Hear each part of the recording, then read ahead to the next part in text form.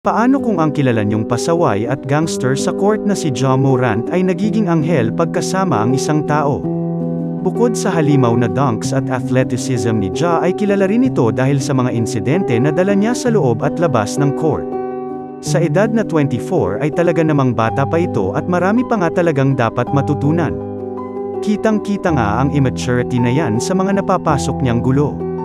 2 beses na nga itong nahuli na nagpapakita ng armas sa Instagram Live kasama ang kanyang kaibigan.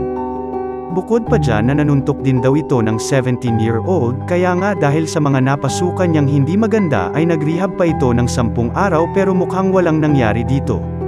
Ngunit sa kabila niyan, alam niyo bang may taong nakakapagkalma at nakakatulong sa kanya para makapag-isip ng tuwid?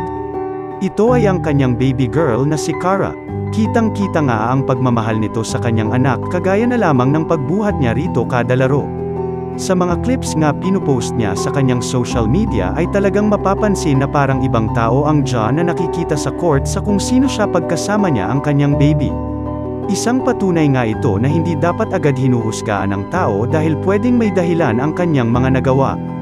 Pero tunay nga bang mabait talaga si Ja Morant? Comment down below.